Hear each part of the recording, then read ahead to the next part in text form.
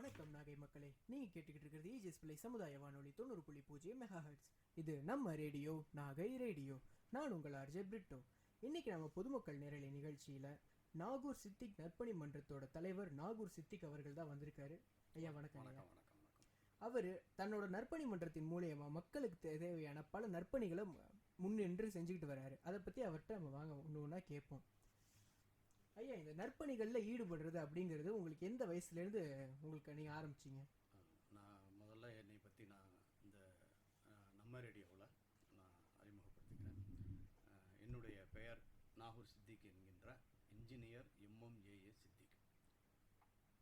நான் நாகப்பட்டினம் பொறியாளர் சங்க தலைவராகவும், நாகப்பட்டினம் ஜேசிஸ் கிளப்புடைய தலைவராகவும், நாகப்பட்டினம் தமிழ் சங்கத்துடைய பொருளாளராகவும், நாகூர் தர்காவுடைய ஆலோசனை குழு உறுப்பினராகவும் என்னுடைய காலங்களெல்லாம் சமுதாய பணிக்காக நான் என்னை அர்ப்பணித்தவன். அந்த ஒரு சூழ்நிலையில் கடந்த 2 ஆண்டுகளுக்கு முன்பாக, அதாவது என்னுடைய பணிகள் இந்த நாகை மக்களுக்கு என்னை தெரியாதவர்கள் இருக்க முடியாது. அனைத்து மக்களாலும் நான் அறியப்பட்டவன். கடந்த 2 ஆண்டுகளுக்கு முன்பாக நாகூர் சித்திக் சேவை குழுமம், அதாவது நற்பணி மன்றம் அல்ல, நாகூர் சித்திக் சேவை குழுமம் என்ற பெயரில் இந்த குழுமம் தொடங்கப்பட்டு கடந்த 2 ஆண்டுகளாக நாங்கள் பணியாற்றிக்கிட்டு இருக்கிறோம். எங்களுடைய குழுமம் ஒரு வாட்ஸ்அப் குழுமமாகத்தான் நாங்கள் தொடர்ந்து இப்போ அதை செயல்படுத்திகிட்டு இருக்கோம். எங்களுடைய குழுமத்தில் ஏறக்குறைய 198 நபர்கள் பயணிக்கிறாங்க.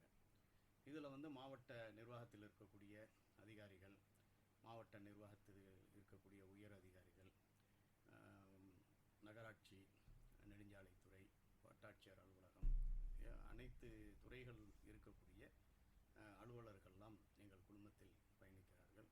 அதே போன்று சமூக ஆர்வலர்கள் பயணித்து கொண்டிருக்கின்றார்கள்.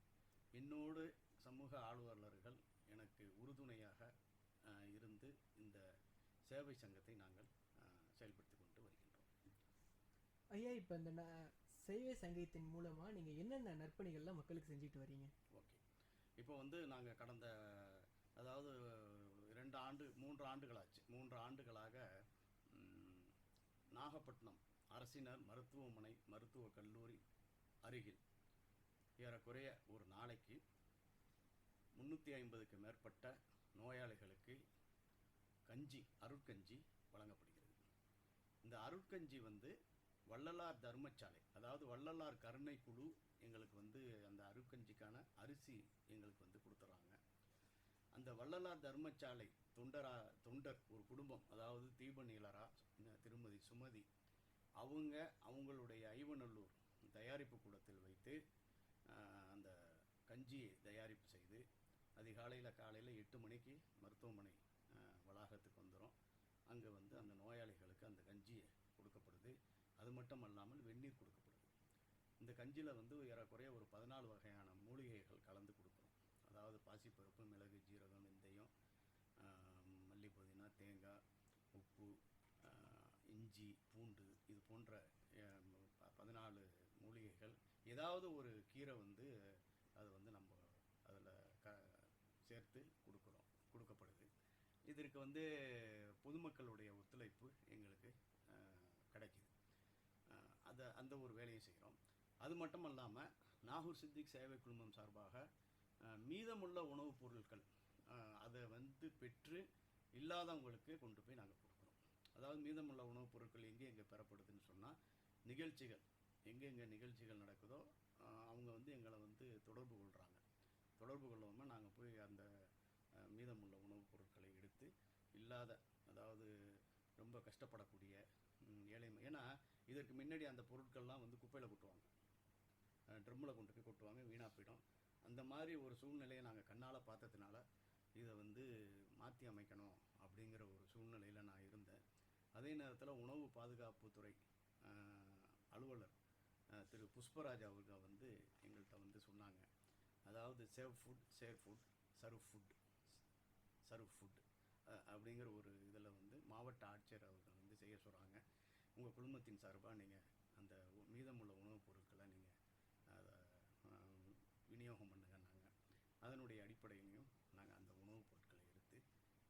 அதுவும் அந்த உணவுப் பொருட்கள் வந்து தரமாக இருக்கும். அது நாங்கள் சாப்பிட்ருவோம். சாப்பிடாம வந்து மற்றவங்க கொடுக்க மாட்டோம். அது வந்து நல்லா இருக்கணும். வீணாக போன உணவுகளை நாங்கள் வந்து ரிஜெக்ட் பண்ணிடுவோம், எடுக்க மாட்டோம். ஏறக்குறைய இப்போ ரீசெண்டாக இடையில வந்து வேளாங்கண்ணியில் ஒரு 500 நபர்களுக்கு உள்ள அசைவ உணவு மிஞ்சி போயிருந்துச்சு. எங்களுக்கு தெரியப்படுத்தினாங்க. எங்கள் டீம் அங்கே இருக்கிறாங்க வேளாங்கண்ணியில். அதில் வந்து ஆரோக்கியசாமின்னு சொல்லிட்டு, டாக்டர் ஆரோக்கியசாமின்னு சொல்லிட்டு எங்கள் குழுமத்தில் இருக்கக்கூடிய நபருக்கு ஃபோன் செய்து அவர் அந்த 500 நபர்களுக்கான அசைவ உணவுகள் எடுத்து அதை டெலிவரி பண்ணோம். அதே மாதிரி வந்து ஃபயர் சர்வீஸ் பக்கத்தில் நம்ம அங்கே ஒரு கோயில் ஒன்று இருக்குது, ஸ்ரீ சத்குரு ஆசிரமம். அது எனக்கு பேர் சரியாக சொல்ல வரல. இருந்தாலும் அந்த ஆசிரமத்தில் வந்து அடிக்கடி வந்து எங்களுக்கு ஃபோன் பண்ணுவாங்க. சாப்பாடு எங்களுக்கு இருக்குது, அந்த சாப்பாடை வந்து நீங்கள் பெற்று எடுத்துகிட்டு போங்க அப்படின்னு சொல்லிட்டு அதை வந்து நாங்கள் எடுத்து கொண்டு போய் சில நேரத்தில் வந்து எல்லாமே அதில் அங்கே எடுக்கிறதெல்லாம் நாங்கள் செய்வோம். அதாவது சைவம் அசைவம் எதுவாக இருந்தாலும் நாங்கள் அதை எடுத்து வந்து இல்லாதவங்களுக்கு நாங்கள் டெலிவரி பண்ணிகிட்ருக்கோம். இந்த ஒரு பணியை நாகூர் சித்திக் சேவை குழுமம் செஞ்சிட்ருக்கு. ஐயா, இந்த மாதிரி மீந்து போகிற உணவுகளை நீங்கள் பொதுமக்கள் இல்லாமல் ஒரு யார் யாருக்கெல்லாம் தேவைப்படுதோ அந்த மாதிரியான மக்கள்கிட்ட கொண்டு போய் சேர்க்கக்குள்ளார உங்களுக்கு எப்படி இருக்கும்? அதாவது சில நேரத்தில் வாகன பிரச்சனை எங்களுக்கு கொஞ்சம் இருக்கும். அதில் என்னுடைய நண்பர்கள் வந்து சொந்த வாகனத்தில் எடுத்து இது பண்ணுவாங்க, இல்லைனா ஆட்டோவில் எடுத்து கொண்டு போய் கொடுப்போம். அதே நேரத்தில் அந்த ஸ்பாட்டில் போய் பார்க்கும்போது உண்மையிலேயே எங்களுக்கு மனசு ரொம்ப சந்தோஷமாக இருக்கும். அந்த உணவை எடுத்து கொண்டு போய் அங்கே அந்த ஸ்பாட்டில் கொண்டு போய் நாங்கள் போய் வைக்கிறது தான் தெரியும், அரை மணி நேரத்தில் காலி ஆகிடும். அங்கே இருக்கக்கூடிய மக்கள் ஆர்வத்தோட ஆவலோட சின்ன பிள்ளைங்கள்லேருந்து பெண்கள்லேருந்து வயதானவர்கள்லேருந்து எங்கள்கிட்ட வந்து அதை வந்து பெற்று வாங்கும்போது உள்ள சந்தோஷம், அதை வந்து அந்த இடத்துல இருக்கிறவங்களுக்கு தான் தெரியும். அந்த ஒரு சந்தோஷத்தை எங்கள் குடும்பத்தில் இருக்கக்கூடிய பாலமுரளி சார், முருகேசன் சாமி மற்றும் ஃபைஜூர் ரஹ்மான், இத்ரிஸ் மரைக்காயர், இவங்கெல்லாம் சேர்ந்து நாங்கள் கொடுக்கும்போது அந்த சந்தோஷத்தை வந்து நாங்கள் ரொம்ப அளப்பரியான ஒரு சந்தோஷத்தை நாங்கள் அதில் அடைகிறோம்.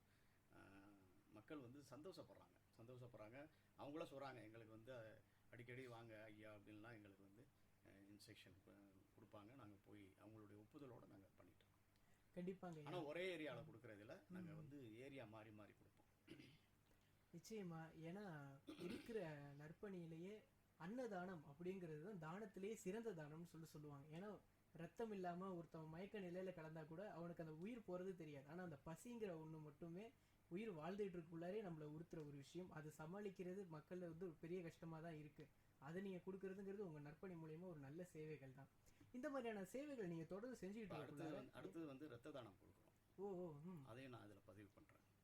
அதாவது இப்போ குறுகிய காலமாக எனக்கு அந்த ஒரு ஆர்வமும் எனக்கு வந்துருச்சு. ரத்த தானம் நாகை ஜிஹெச்சில் போகும்போது அங்கே இருக்கக்கூடிய மக்கள் அந்த குருதி, அதாவது அந்த குருதி கிடைக்காம அலைகிற ஒரு சூழ்நிலையை நாங்கள் பார்க்கக்கூடிய ஒரு சூழ்நிலையில் என்னுடைய நம்பரே நான் அங்கே கொடுத்துட்டு வந்திருக்கேன். அங்கே இருக்கக்கூடிய செக்யூரிட்டி, அங்கே இருக்கக்கூடிய ஊழியர்கள்ட்ட அவங்க என்ன பண்ணுறாங்க, யார் ரத்தம் இல்லாமல் அலைகிறாங்களோ என் நம்பருக்கு ஃபோன் பண்ணுவாங்க. ஃபோன் பண்ணி எனக்கு வந்து உடனே ரத்தம் வேணும், பிரசவம், ஆக்சிடெண்ட்டு, உடம்பு சரியில்லாமல் இருக்காங்க அப்படின்னு சொல்லிட்டு. அப்போ நான் என்ன பண்ணுவேன்னா, நாகை பிளட் டோனர் அறிவழகன் ஒருங்கிணைப்பாளர் எங்கள் குடும்பத்தில் இருக்காங்க. அவங்கள்ட்ட நிறையா டோனர்ஸ் இருக்காங்க.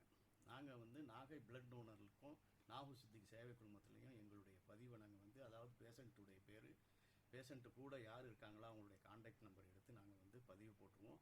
டோனர்ஸ் வந்து உடனே போய் பிளட்டு கொடுத்துறாங்க. அந்த ஒரு சந்தோஷமும் எங்களுக்கு வந்து எங்களுக்கு ஒரு பெரிய ஒரு வாய்ப்பாகவும் இருக்குது. அதை நாங்கள் ஒரு கஷ்டப்படாமல் செஞ்சிட்ருக்கோம். அது ஒரு கஷ்டமாக எடுத்துக்கல, நாங்கள் பண்ணிட்டுருக்கோம். இப்போ இந்த மக்கள் சேவையில் உங்களை நீங்கள் ஈடுபடுத்திக்கிறதுக்கு உங்களுக்கு எது ஊக்கமாக இருந்தது? மக்கள் சேவையில் நான் தான் சொன்னேன்னே, 25 ஆண்டுகளாக நான் வந்து ஒரு தனி மனிதனாக அதாவது இதுக்கு காரணமே வந்து இந்த சேவை சங்கங்களில் நான் வந்து பொறுப்பில் இருந்தேன். ஆக்சுவலி வந்து பொறியாளர் சங்கமாக இருக்கட்டும், ஜேசிஸ் கிளப்பாக இருக்கட்டும், அதே மாதிரி மற்ற நிறைய சேவை சங்கங்களில் நான் என்னை அர்ப்பணிச்சிருக்கேன். போகும்போது பார்க்கும்போது சில மக்கள் படக்கூடிய தேவைகள், இந்தந்த தேவைகள் வந்து மக்களுக்கு இருக்குங்கிறத உணர்ந்து அந்த தேவைகளை உணர்ந்து நம்ம வந்து அதை பண்ணிகிட்ருக்கோம். இப்போ அடுத்து இந்த மரம் நடும் பணி அப்படிங்கிறத நீங்கள் தொடர்ச்சியாக பண்ணிக்கிட்டே வரீங்க. இந்த மரம் நடும் பணியை பற்றி நீங்கள் கொஞ்சம் சொல்லுங்கள். ஆமாம், இப்போ வந்து ஒரு மரம் வளர்ப்பது என்பது இப்போ உள்ள ஜெனரேஷனில் ரொம்ப குறைவாக போச்சு. இருக்கிற மரத்தை அதை வந்து அப்புறப்படுத்துறதுல தான் குறியாக இருக்கிறாங்க. பொதுமக்கள் மட்டும் இல்லை, இப்போ அரசு வந்து ஒரு நெடுஞ்சாலை துறையாக இருந்தாலும் சரி, அல்லது அரசாங்க ஒரு பணிகள் இருக்கும்போதும் மரத்தை வந்து சுத்தமாக அப்புறப்படுத்திடுறாங்க. அந்த மாதிரி ஒரு காலங்களில் மரம் இல்லாமல் நம்மளால் வாழ முடியாது. மரம் இருக்கணும். மரம் இருந்தால் தான் பறவைகள் இருக்கும். மரம் இல்லாமல் கூட வாழ்ந்துடலாம். ஒரு மனிதர்கள் வந்து வாழணும்னா பறவைகள் இருக்கணும். அப்போ பறவைகள் வந்து வாழணும், இருக்கணும் அப்படின்னு நம்ம நினச்சோன்னு சொன்னால் ஆங்காங்கே மரத்தை நம்ம வந்து வளர்க்குறதுக்குள்ள ஒரு முயற்சியை எடுக்கணும். ஒன்று. இப்போது வருங்காலங்களில் இப்போ காற்று, இப்போ தண்ணீர் பாருங்கள், அந்த காலத்தில் வந்து தண்ணீருக்கு வந்து குளம் தோண்டினாங்க. அந்த குளத்தை காமிச்சு தண்ணி வந்து இது பண்ணி அருந்துக்கிட்டு இருந்தோம். அதுக்கப்புறம் வந்து அப்படியே படிப்படியாக போய் இப்போ வந்து பாட்டிலில் தண்ணி குடிக்கிற நிலமை வந்துருச்சு.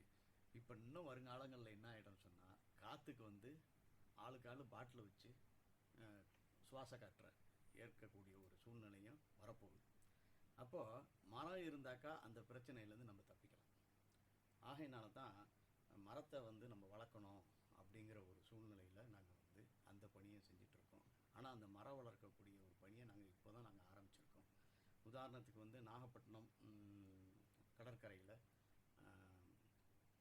75வது சுதந்திர தின அமுத திருவிழான்னு சொல்லிட்டு நம்மளுடைய நாகப்பட்டினம் மாவட்ட ஆட்சித்தலைவர் திரு டாக்டர் அருண் தம்புராஜ் அவங்க வந்து அதை ஒரு விழாவை நடத்தினாங்க. அதனுடைய நினைவாக நாகப்பட்டினம் கடற்கரையில் மரம் நட்டிருக்கோம். அடுத்தது இப்போ நாகூர் தர்கா அருகில், அந்த தர்கா குளம் அருகில், நாகூர் தர்கா குளத்தில் வந்து இப்போ ரெனோவேஷன் பண்ணி அரசாங்கத்தினால அந்த சுவர்கள்லாம் எழுப்பப்பட்டிருக்கு. அந்த ஓரத்தில் மரம் வந்து நாங்கள் வந்து இப்போ அதை நட்டிருக்கோம். அந்த மரத்தையெல்லாம் வந்து அரசாங்கத்துடைய ஆதரவோடு தான் நாங்கள் வந்து பண்ணிகிட்ருக்கோம். அடுத்தது வந்து அந்த மரத்தை நட்டால் மட்டும் நம்ம போதாது, அதை ஃபாலோ பண்ணணும். இப்போ நான் என்ன பண்ணுறேன்னா, நான் நாகப்பட்டினம் வரும்போது ஒரு கேனில் தண்ணியோடு வருவேன். எங்கே போகிறேனோ என் வண்டியில் அந்த நான் எங்கெங்கே மரக்கன்றுலாம் நட்டணும் அந்த மரக்கன்றுக்கு போய் தண்ணி ஊற்றிட்டுருக்கேன்.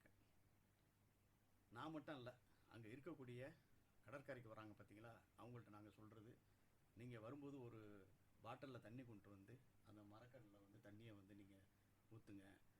வருங்கால சந்ததியர்களுக்கு அது வந்து ஒரு பிரயோஜனமாக இருக்கும். நம்ம கடற்கரையில் மரங்கள் இருந்தால் வெயிலில் நிற்க வேண்டிய அவசியம் இல்லை, சுற்றுப்புற சூழல் பாதுகாக்கப்படும் அப்படின்லாம் சொல்லி பண்ணிகிட்ருக்கோம். ஒவ்வொரு இடங்கள்லையும் நாங்கள் வந்து இப்போ நாகூர் சித்திக் சேவை குழுமம் சார்பாக மரக்கன்று நட்டுக்கிட்டு இருக்கோம். அதை ஃபாலோ பண்ணி தண்ணி ஊற்றிட்டுருக்கோம். ரொம்ப சிறப்புங்கய்யா. இந்த மாதிரியான பல நற்பணிகளை இன்னும் நீங்கள் தொடர்ந்து செய்யணும்னு நாங்கள் ஆசைப்படுறோம். ரொம்ப நன்றி, எங்கள் அழைப்பை ஏற்று எங்கள் நிலையத்துக்கு வந்ததுக்கு ரொம்ப நன்றி. ஓகே சார், நன்றி. இஜிஎஸ் பிள்ளை கம்யூனிட்டி ரேடியோ, இது நம்ம ரேடியோ எங்களுக்கு வாய்ப்பளித்தமைக்கு நன்றியை தெரிவித்துக் கொள்கிறேன். நன்றி. மக்களை தொடர்ந்து இது போன்ற சுவாரஸ்யமான நிகழ்ச்சிகள் நீங்கள் நிறைய கேட்கணும்னு நினச்சிங்கன்னா நீங்கள் கேட்க வேண்டிய ரேடியோ இஜிஎஸ் பிள்ளை சமுதாய வானொலி 90.0 MHz. இது நம்ம ரேடியோ, நாகை ரேடியோ. நன்றி.